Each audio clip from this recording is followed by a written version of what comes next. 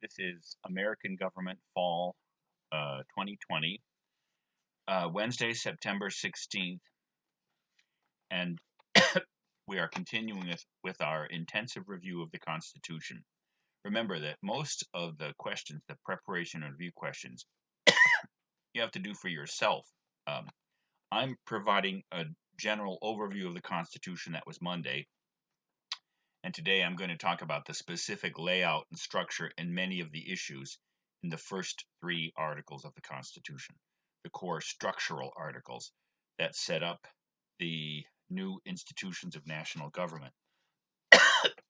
In the same way that on the first day, on the last page of the lecture, I had a comparison sort of chart listing of all the different articles of the Constitution. On this one, you'll see I list Article 1, 2, and 3 so that you can essentially see that the layout of each Constitution, of each article of the Constitution, follows the same pattern.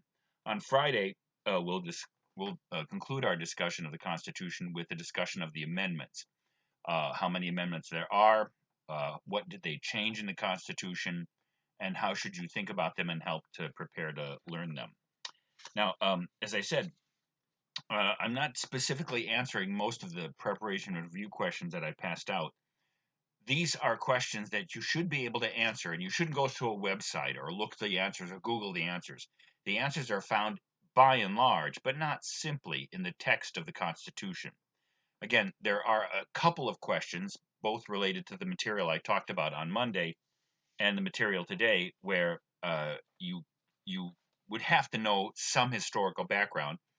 And that's why I moved this intensive review of the contents of the Constitution until after we discussed the founding material, so you had some background. And if you remember in the lecture on Monday, I did specifically answer several of the questions. And the deepest and hardest question is, what's the relationship between the preamble and what specific article? And again, to tell you the answer to that, again, that was Article 7, and for the reasons I specified. I'm going to actually answer one of the PRQs as a kind of a preface to today's lecture, and that is question number 36, one to which we've already alluded to last Monday's lecture and discussion of slavery and race of the founding. It's question number 36, and here is that question, and I'll answer it for you right now and walk you through the Constitution and where it's answered, and then come back to the general question of what was the place of slavery and race in the founding and what's the debate about. It's question 36. How many times and where does the Constitution refer to but not actually mention slavery?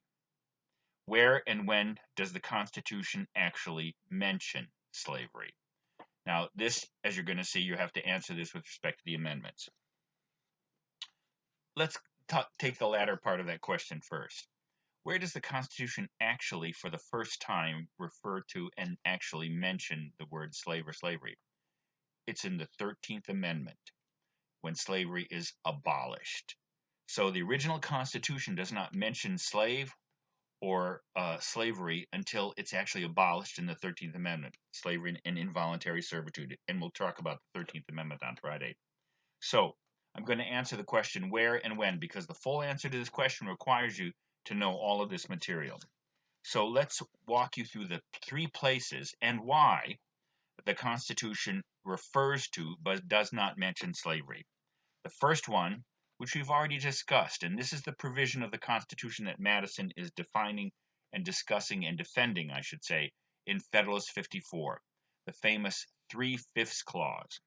It's located in Article 1, Section 2, and you'll discover that Article 1 is the Congress. And that's why I did the kind of overall view. It's like learning how to read a road map. First, you see where the general routes are, then you see where the side roads are, and then the specific places you want to go to. So the Constitution is divided up into article, including the preamble, articles, and then sections.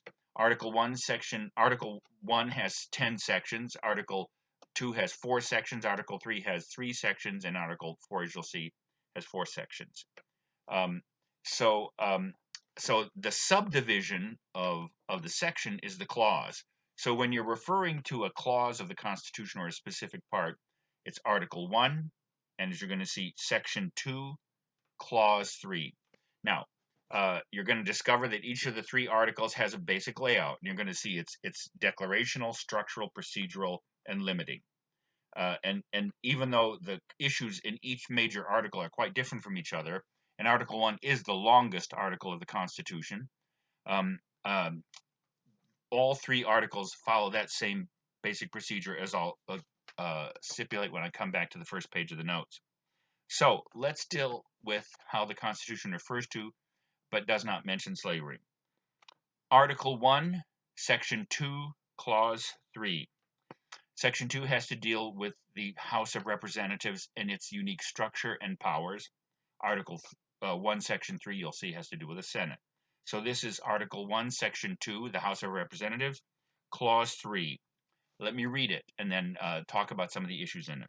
Representation and direct taxes shall be apportioned among the several states which may be included within this union according to their respective numbers, which shall be determined by adding to the whole number of free persons, including those bound to service for a term of years, what might be commonly called indentured service, people who were actually bound, just as it says, to service for a number of years for a contract in order to work off a debt or some other reason, and excluding Indians not taxed, and 3/5 of all other persons.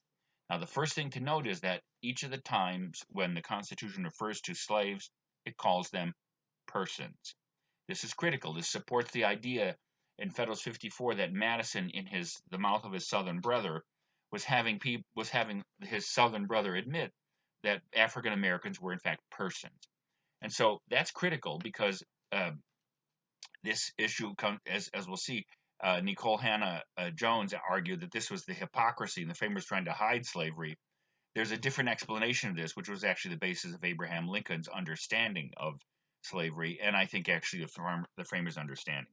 So, how does it determine the number of representatives? Well, first of all, it takes the whole population of the United States and the population of that state and finds the proportion with these qualifications. When it says Indians not taxed, if an Indian wasn't taxed, a Native American wasn't taxed, then it meant that their core affiliation was to their tribe. And the tribes, the Native American tribes, are sort of like semi-sovereign nations. That's why, by the way, like in North Carolina, even though it's illegal to run a gambling casino against state law, Harrah's is actually run by the Cherokee Nation as a tribe. So the tribes are sort of like states in some ways, semi-sovereign entities. So Indians not taxed meant that Native Americans who were primarily considered to be members of their tribes rather than citizens of the state where they reside, and 3/5 of all other persons. Now, as I mentioned in our discussion of Federalist 54, the irony is most people think that they get it completely wrong as to where that number came from and who was advocating what. The northern states generally did not want slaves to count as persons at all, not because they believed that slaves weren't persons, but they believed that the laws of the states, as Madison admitted in Federalist 54, treated African Americans, at least enslaved African Americans, as property. Therefore, the northern states wanted to deny southern states the advantage of keeping slaves, of counting slaves as persons for the purpose of expanding their representation. The southern states, actually, the slave-owning states, wanted to count slaves as whole persons, treating them as property, but counting them as persons. The compromise was the 3/5 clause.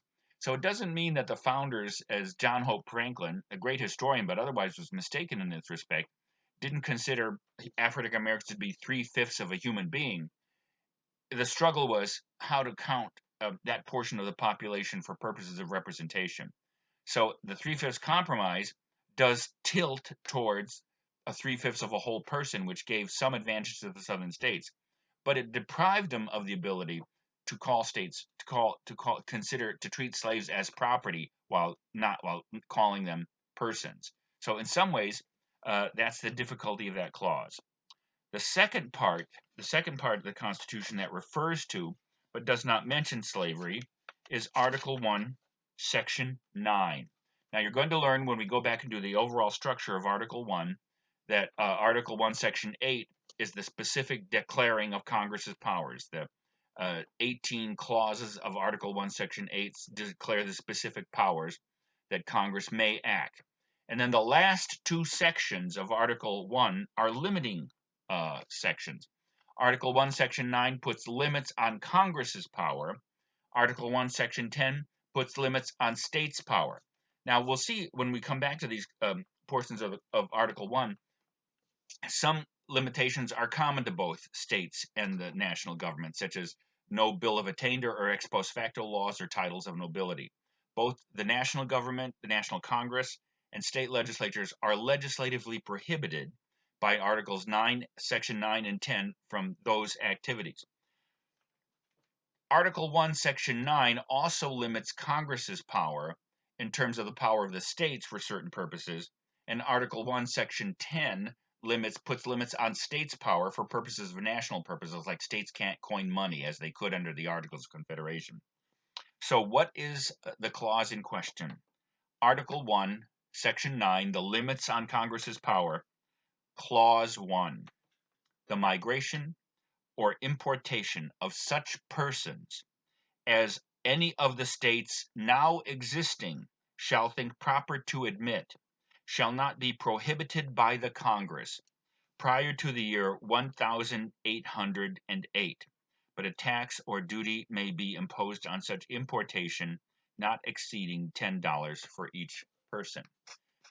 The background of that clause is the important power given to Congress as part of the constitutional reform. Remember, under the Articles of Confederation, Congress had no power to regulate commerce among the states and interstate, what we today would call interstate commerce or domestic commerce, or even with foreign nations. No power to regulate commerce.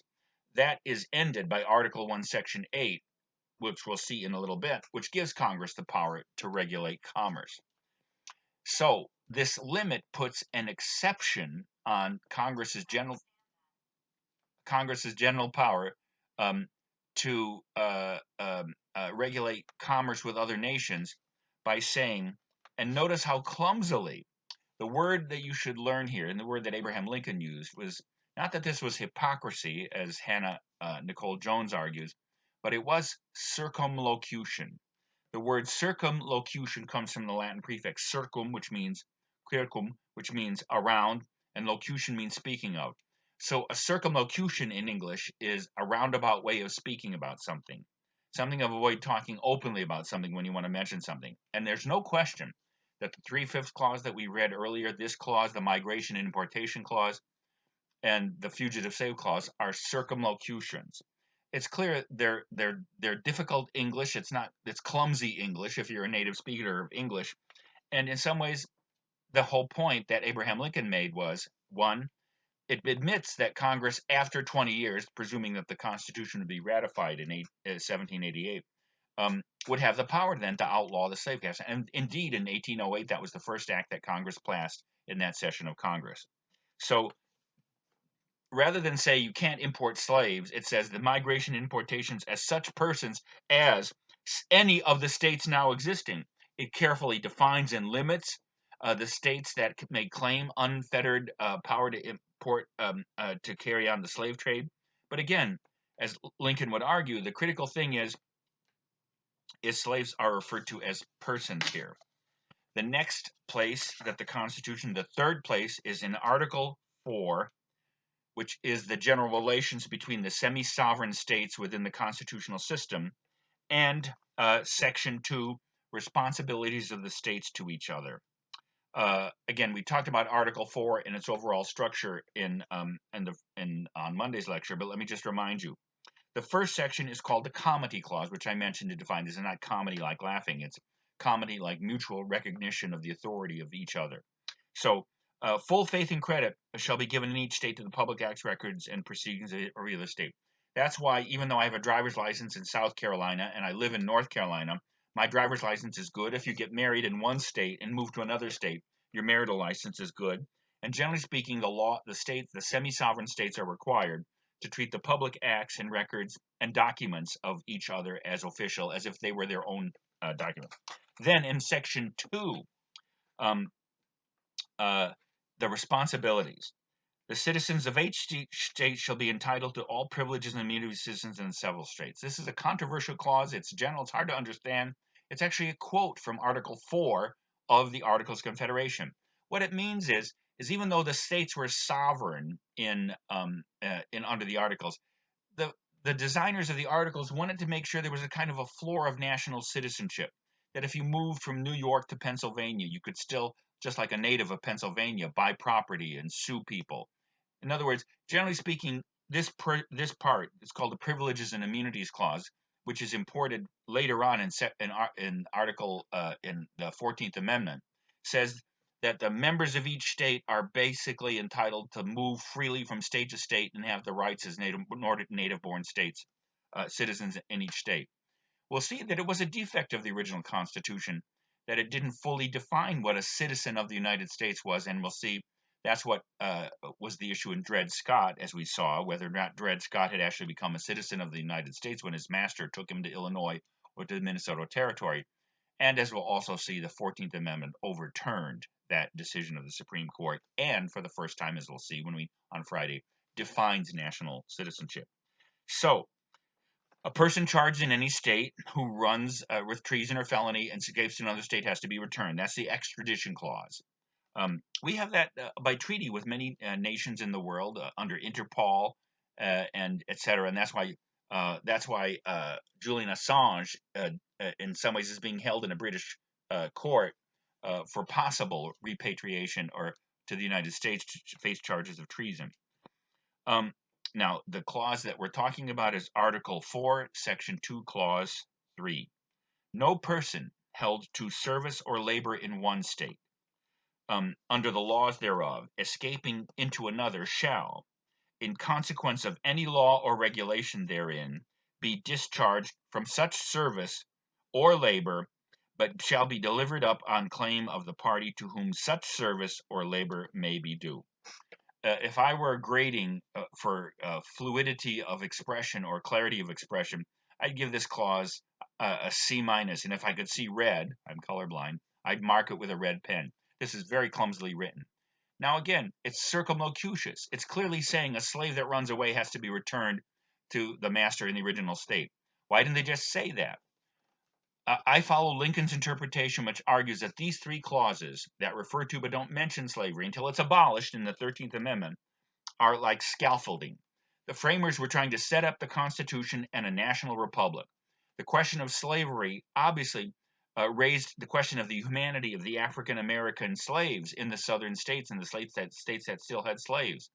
So in some ways, these three clauses were, to use Lincoln's phrase, scaffolding, so that the building could be erected, and eventually, in the hopes of the founders, the problem that they could not solve or would not solve in their generation, that some later generation of Americans could in fact address those issues without having to really dismantle any part of the original Constitution. Now, the 13th Amendment did in fact outlaw slavery, and therefore you could say each of these three clauses was nullified when the 13th Amendment was passed. But at any rate, that is the answer to question 36. So again, the interpretation you put on that and the place of slavery in the Constitution and race in the Constitution is first of all, note there is no mention of race in the Constitution, or gender for that matter. This has to do with the question, could women vote and hold office? The Constitution refers to persons in terms of electors, that is to say voters, holders of office, etc. So here's, strictly speaking, the answer to that question. Even though women in Wyoming in 1867 were the first state to grant women statewide suffrage, New Jersey actually did have women voting in the 1790s, which they eventually revoked in the late 1790s. But the Constitution, strictly speaking, doesn't mention gender or race or national origin. The only limitation it puts on, as we already saw on Monday, was no religious test can be a qualification for office. So even though the Constitution uses the male pronoun his, he, or speaking of the president or anyone taking an oath of office, That was the generic he or his pronoun, which of course is a controversy in contemporary English. But that actually is the answer to the question, could women vote or hold office, or for that matter, on the issue of race? So the interpretation you put on these issues in the Constitution partially depends upon your understanding of the motives of the framers.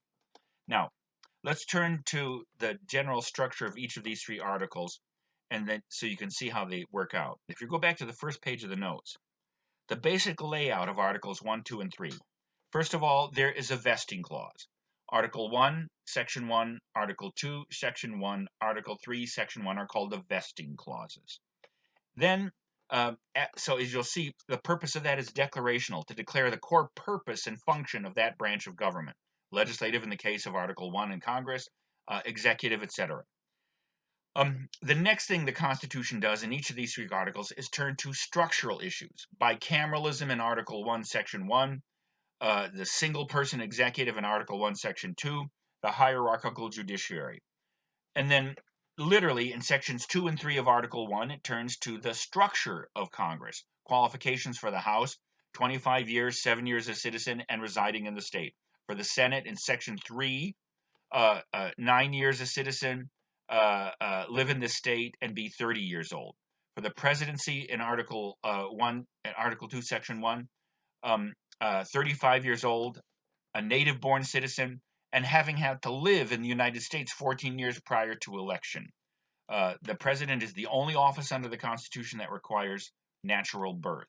You can't, so you can become a naturalized citizen. Any human being in the world, in other words, can only become an American citizen by become a member of any state and national institution, with the exception of the American presidency and, of course, vice presidency. So then Article 1, as we'll see, and there's some corresponds to this in Article 2 and 3, is procedures. Once the institutions are set up with their basic contours and qualifications and structure and membership, what are the procedures by which they can hold elections, hold their internal business, etc. And then you'll see, especially in Article 1, when on the second page of the notes, when we go down the actual listing of the sections, it becomes extremely procedural as it goes further through. And the most procedural part of Article 1 is Article 1, Section 7, how a bill become a law. Now, as I said, several of the PRQs ask the question specifically, what are the kinds of majorities necessary for which purposes? In particular, if you look at question 21, it seems like a long question. That's an exhaustive question, and in order to answer that, you have to answer that from reference to the whole Constitution. So I asked the question, for instance, what kind of majorities and what bodies are necessary for the following purposes? For daily business in Congress and passing legislation. You'll see that for the daily business of Congress, which is in Article 1, Section 5, a simple majority is necessary. That is to say, pass a law in both houses of Congress, a simple majority is necessary. People think that you need a 60-vote majority in the Senate now, but that's not constitutional. That has to do with the practice of the filibuster, which is a way of it's a part of parliamentary procedure, which the Senate adopted, and that allows originally a 2/3 majority, to bring an issue to vote, no matter how much support that measure has on the floor. And then now it's 60 votes. But that's a measure of Senate procedures and rules. It's not in the Constitution. So to pass laws, and I'll answer that part of the question right now, to pass laws in both houses, a simple majority is necessary. To override a presidential veto, because the president is required to sign all legislation, and if he doesn't sign legislation, he vetoes it or rejects it, then that law can become law again, that bill can become law again, if it's passed by both houses with a 2/3 majority in the original form in both houses. So when we turn to Congress and the way the committee system works, we'll see that's more specifically. But know right now, to pass legislation in both houses constitutionally, simple majority; to override a presidential veto, 2/3 majority. And then, as I've already said, Article 1, Section 8 is declarational. It declares the 18 specific powers, which we'll get to in a minute when we talk about the vesting clause in Article 1 and why it's written the way it is. And then I've already talked about Article 1, Section 9 and Article 1, Section 10 being limiting clauses. So the overall structure of Article 1 and Article 2 and Article 3 is vesting. We'll talk about that in a minute. Structural issues, procedural issues, the specific powers of each branch, the limits of the powers, etc. So now let's turn to the first sections of each of the first three articles, the vesting clauses. Vestus is the Latin past participle of the verb vendere, which means to blow, like it's where our word wind comes, and vendible to sail for that matter. So to inflate or blow, it's like the image of God blowing life into Adam in the book of Genesis. So vested means blown in or inflated. It's specifically in American constitution and legal terminology, it means that a vested right is one that has been blown into you and becomes an intrinsic part of you. So in some ways, if you have a vested right to somebody, to something, someone, I should say, something, then that property right is actually almost considered to be an inherent part of you. It comes from the centrality of property and vested rights, which are part of the natural rights of the Declaration of Independence and of our system of government. So here, something that's to say that the vesting clauses declare the core function of that branch of government and then declare it as a principle of ownership of that branch. So the idea is, and this has become that became critical for subsequent constitutional interpretation. Um, Only Congress can pass legislation. It's its vested, unique power. So when it says it's vested in Congress, it means Congress owns that power, and the other two branches of government, which exercise other powers that are vested in them, are not entitled to exercise that granted power. So it's like a property right to have that power. And out of this doctrine, for instance, comes the important doctrine of the non-delegability of legislative authority, that Congress can't give the power to make laws to one of the other two branches. Now, it's true, as we'll see, and this is part of our complicated constitutional history, the president does have a limited legislative authority because the Constitution grants him the power to sign, not only the power, the duty to sign all legislation unless he disagrees with it. So that gives the president a certain kind of amount of legislative power for, as we saw in Federalist 51, the purposes of checks and balances. That's how the balance is. So the Constitution not only separates the powers and does that in the vesting clauses and in the overall structure of Articles 1, 2, and 3, it also grants little bits of those powers to the other branches. So for purposes of self-defense and self-protection and to prevent usurpation, as Madison explains in Federalist 51.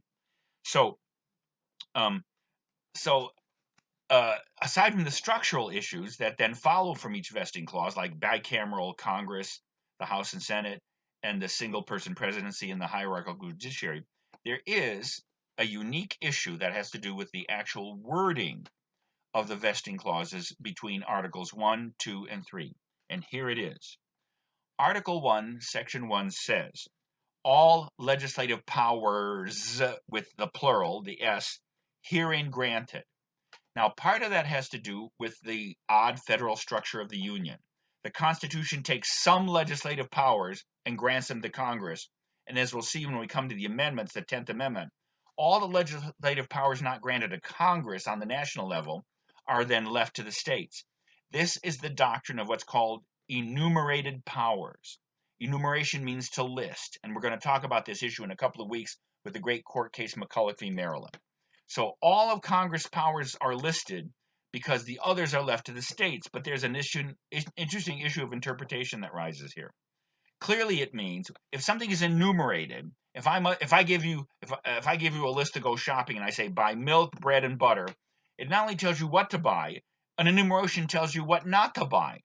And the interpreters of our Constitution have said clearly this means that Congress's powers are specifically listed to those 18 powers listed later on in Article 1, Section 8, and no other powers.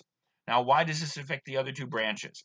Because in Article 2, Section 1, the vesting clause for the executive branch, the presidency, it simply says the executive power. And in Article 3, Section 1, it says the judicial power. So what's the issue? Our interpreters, following Hamilton, by the way, and when we turn to the presidency, we'll see this has been a great debate in our history throughout, up until the very present, whether or not the president's powers in particular are specifically listed to those mentioned in Articles 2, Sections 2 and 3, where several of the powers presidents are listed. Hamilton argued, and we have generally, the Supreme Court in our history has generally followed, that because it says the executive power, the president has other powers incidental to his tasks as presidential executive that are not specifically listed. That while Congress powers are listed, are limited to what's listed, the president has a general authority to act in cases where his powers are not specifically listed. I did my dissertation on this subject on executive privilege, which is the power of the president to keep material secret, which came up in the whole impeachment trials. Of course, it was involved in the Watergate affair in 1974 between President Nixon and Congress, etc. So, um, so be aware of that issue. The way the vesting clauses are worded in each of the first three articles suggests, perhaps, I'll leave it as perhaps at this point in our discussion, that the president has a broader and more undefined residuum of executive authority that is not necessarily spelled out, whereas Congress's powers are says all legislative powers herein granted, which refers to below in Article 1, Section 8. So those are what the vesting clauses are and the issues surrounding the vesting clauses. If you're looking on the page, second page, there's a kind of a column comparison. So let's just quickly walk through the rest of Article 1, and then we'll do the other two articles. So after declaring the broad function of this branch and its bicameral, then in sections 2 and 3, which are structural, the Constitution then sets up the House, and here's where you learn that that the House is directly elected by the people of the United States, who are represented proportionately in each state. Some issues about that. It says the qualifications for each elector. Elector here, by the way, in Article 1, Section 2, doesn't mean the electors of the Electoral College. It means the regular voters who can vote for members of the House. And the Constitution actually doesn't specify that. To ask that question, who is qualified to vote in U.S. elections, you have to refer to both this original language and constitutional amendments. So I'll just give a brief answer to that. Here it says those who are qualified to vote for the more numerous branch of state legislatures can vote for members of the House. Why? Because most of the states had bicameral legislatures, and the lower house, following in the British Constitution, you had the House of Commons, the lower and popular house, the one more connected to the people, and the House of Lords, the unelected House of nobles and aristocrats. And so, following that tradition, in America, we adopted the notion that the lower house was the popular house, the House of Representatives, which is typically how they're called in most states, the larger house. So the larger, that means the House, the most democratic branch of the state legislature. The people who vote for that could vote for that, could vote for members of the House of Representatives on the national level. Now, what's happened, of course, is a series of amendments that have broadened and defined more specifically that electoral base. So if you add, for instance, the 15th Amendment, states can no longer deny qualifications on the basis of race. The 19th Amendment, on the basis of gender. The 23rd Amendment, which gave electoral votes to the District of Columbia. The 24th Amendment, which prevented you restricting the voting by poll taxes. And now, of course, the last one is the 26th Amendment, which lowered the voting age across the United States in all public elections to 18. That was part of the protest of the Vietnam War, where the slogan was old enough to fight, old enough to vote. And so the 26th Amendment was passed in the early 1970s. And so you could say any adult person who's a citizen of the United States can now vote for the member of the House of Representatives, and for that matter, any U.S. election and any state election. So you'd have to say that clause in Article 1, Section 2 has been eventually broadened by the amendments. Then, of course, the issue of how many representatives each state would get. Each state gets at least one. And then originally the rule was one for every 30,000. I mentioned that was the last amendment that George Washington, on the last day of the convention, actually stepped down from the presidency chair. The original draft had one for every 40,000. And that was the rule up until the early 1900s. By then, the size of the House was 435, and by law now, the membership of the House is set at 434, and that therefore the districts within each state are now allocated by dividing 435. I'm sorry, I should say 435 by the proportion that each state gets, with the proviso that each state gets one. Obviously, if we had followed that original rule, we have now about 330 million people in the United States. That would mean the size of the House would be about 10,000. And as we're going to see when we come to Congress, many people argue that the Congress is not particularly efficient or well structured or necessarily attended to the nation's business. You can imagine what it would be like if we had 10,000 members of the House rather than 435. So the qualifications for holding office, and we talked about that. The Senate, uh, each state got originally 2 senators elected by the state legislatures. The framers did not want the Senate to be as responsive when we turn to the construction of the Congress to responses and shifts as public opinion. So this is another aspect where the original Constitution has been changed by amendment, as we'll see on Friday, where originally the state legislatures elected the 2 senators of each state. So, for instance, we read part of the Lincoln-Douglas debates from 1858. Lincoln and Douglas, Stephen Douglas and Abraham Lincoln were running a senator from Illinois, and even though the state legislature would choose the senators, they often gave public speeches and everything and ran semi-public campaigns, which would then persuade members of the state legislature to vote for them for Senate. But by the 17th Amendment, uh, now senators are also directly elected by the people of each state. So, and then note, and in section 2 and 3, the other issues are the specific powers that each branch of the government has. Now, the House, by the way, which is reported later on in the Constitution, has the power to all bills that change taxation have to originate in the House because, of course, what was one of the phrases of the Revolution was no taxation without representation. So all bills raising revenue or changing tax law have to originate in the House. That's a unique power of the House of Representatives. The House also initiates impeachments and our 2-step removal from office, the impeachment procedure, which we saw and has happened now 3 times with Andrew Johnson in 1867, and not with Richard Nixon, who resigned before the House could pass articles of impeachment in 1974, but with Bill Clinton in 1998, and of course with Donald Trump in 2020, where the House passed 2 articles of impeachment by majority rule. And the other unique power of the House, as you'll see, is that the House chooses the president in case the Electoral College does not choose a president.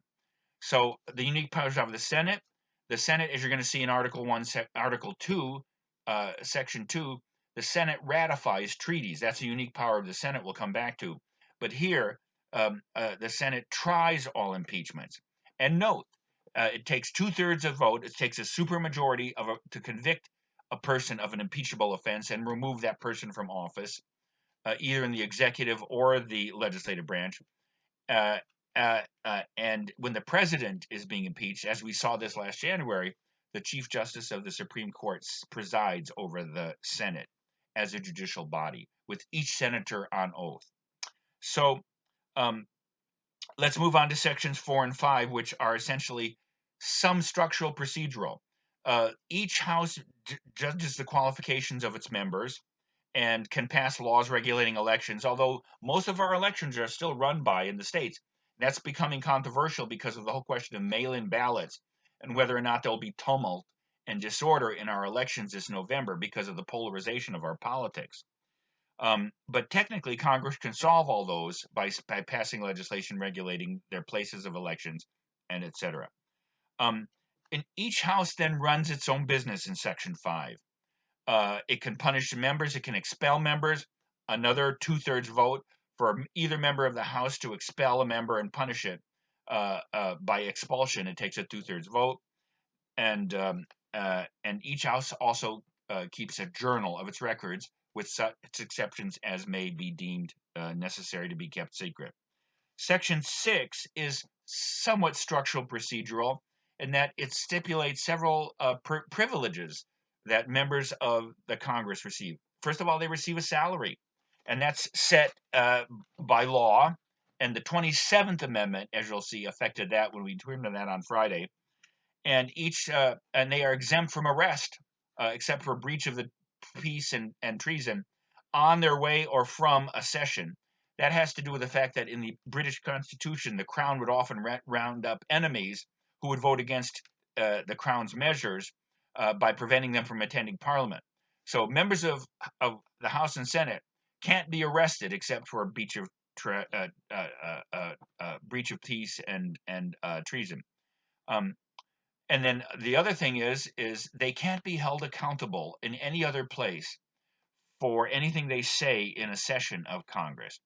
This actually was tested constitutionally in 1972, and where a senator from Alaska, Mike Gravel, read parts of the Pentagon Papers, which were classified, and it was illegal to reveal classified information in a Senate committee meeting, and was protected by this clause of the Constitution. So those are unique privileges. Article 1, Section 7, as I already said, is the purely procedural one, which stipulates how bills become laws, how the president signs them, vetoes them, and what it takes to override a presidential veto. Section 8, then, is the specific powers of Congress. In Article 1, Section 7, where it says all legislative powers herein granted, in Article 1, Section 8, there are 18 specific powers given. Now, I'm not requiring you to know all 18, but you should group them in their major groups like taxation, commercial regulation, coining money, military powers, etc. Um, um, Sections 9 and 10, as I mentioned then, are the limits on both Congress's and the state's power. Some are common to both. No titles of nobility, no Princess Diana, no ex post facto. You can't make something criminal after the act was done. Ex post facto means literally after the fact. Nor bills of attainder. Parliament in the British Constitution could actually arrest people and accuse them through a legislative process of actually committing a crime by some activity that the Parliament then designated criminal. In other words, this is a protection of what will be called later in the Constitution due process. It guarantees that you can only be arrested and punished through a trial and through regular procedure. The states are prohibited from coining money or passing treaties or declaring war. And the national government, as we saw, are also restricted from certain activities in the name of protecting the states, and also the integrity of the legislative process. In Article 1, Section 9, it says, for instance, that all withdrawals from the Treasury have to be through a consequence of law. And that's why Congress has the budgeting power because of that clause. So there you have a layout of Article 1, Section 1, of Article 1. Article 2 follows roughly the same structure. You have the vesting clause giving the executive power to a president and vice president. Certain structural and procedural things like qualifications, 35 years old, natural born, living in the United States 14 years, and then the complex electoral system of the president. The presidential election is a three-stage election, at least every election, where the states choose electors according to the way the state legislature decides the presidential election. So it's true. In November, we are not voting for president or vice president. We are voting for electors, who then the second stage is they meet in these state capitals all on the same day throughout the United States and then cast their electoral votes. And then this third stage is when the electoral votes are opened in a joint session of Congress in January and counted. And that's when the actual end of the presidential election is. There's a fourth potential stage because the Constitution requires a majority of electoral votes. Now, the number of electoral votes each state gets is the total number of its senators and representatives. So there are 435 members of the House. There are 100 senators. So there are 535 basic electoral votes, with 3 more from the 23rd Amendment given to the District of Columbia, who, even though it's not represented as a state in Congress, nevertheless, the people of the state of the District of Columbia have 3 electoral votes. So there are 538 electoral votes today, which means that's why the magic number for declaring the president a winner in the presidential election is 270. a majority of electoral votes. So in sections 2 and 3, the president is given certain powers, or certain powers are listed. As I said, the controversy in constitutional interpretation is, are those all the president's powers? Like, for instance, to require the opinion in writing, commander-in-chief, to form treaties, to make appointments. Both of those, by the way, with the advice and consent of the Senate, to commission all officers, to convene houses of Congress, etc. And then in Article 2, Section 4, the procedure for impeaching the president, which I would argue is a limit on the power. So the same structure, vesting, certain structural and procedural questions, specific powers, limits on powers. In Article 3, the judiciary. In Article 3, Section 1, the vesting clause, the judicial power to interpret laws is given to one Supreme Court, and such courts, inferior courts as Congress shall from time to time create. So it's clear the framers then anticipated, following the English common law system, a hierarchical or pyramidical structure of courts, with district courts or local courts at the bottom, circuit courts or appellate courts in the middle, and one Supreme Court. Now, the fact of our judicial system is each of the states also has a pyramidical judicial system, and generally speaking, those are quite independent of the federal judiciary, which is created in Article 3. The only time there's a conflict is when a state law or action then violates the national constitution in Article 6, or a national law or a national treaty, in which case state cases can be moved from state cases up until the court cases. As we'll see as the course unfolds, many state cases are two judicial systems. The state and the national judicial systems were essentially independent of each other, but with the passage of the 14th Amendment, for reasons that we'll see on Friday, many issues in state law are now held by a national constitutional standard, especially with respect to the Bill of Rights, and more about that on Friday. Now, in Article 3, Sections 2, that's where the complex question of jurisdiction comes in. Jurisdiction is the formal right of a court to pass a judgment on a specific issue or kind of case based on the theme of the case or the parties involved. And you'll see that Article 3, Section 2 assigns the jurisdiction of the federal courts extends to things like cases where the state is a party, where a citizen of one state and another state, where a foreign country is part of it. And so it's obvious that why you would need certain cases to go to the national courts. Like, for instance, there's a boundary dispute between North and South Carolina that's being decided by the federal court at this very point in time. So the other interesting issue in Article 3, two other interesting issues, is the question of original versus appellate jurisdiction. The Constitution actually limits, it says and limits the original jurisdiction of the Supreme Court to cases involving a ambassador, public minister, or consul, or a state where a state is a party. So those are cases which can originate on the Supreme Court level. But most cases originate in the lower courts, the district courts, of which there are about 95 or 6, essentially 2 for each state. Actually, some are quite large, like California has several districts within them. And then there are about 13 appellate or middle range courts, with the Supreme Court at the top. And what the Constitution says is the court can have original jurisdiction. A case can originate in the Supreme Court in those listed cases. All of the cases are appellate.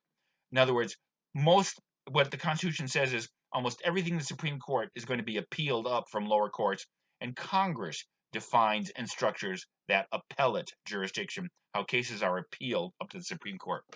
The other limitation that is in Article 3 is Section 3, where treason is defined and limited as to who can be accused of treason, and what limits courts have on putting the charge of treason on people.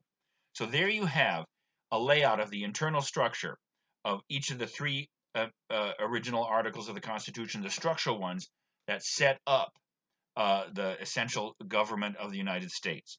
On Friday, we'll turn to how, and I've already discussed the issue of slavery and other issues like voting rights. We'll see how the amendments have somewhat reshaped the constitutional system, and how many amendments there are, and how to understand them. So Remember, most of the questions of the PRQs you have to find for yourself based on the text of the Constitution. If you can't find an answer to one of those questions, we'll discuss that in the mini Zoom sessions. So we'll continue our discussion of the Constitution and the amendments on Friday.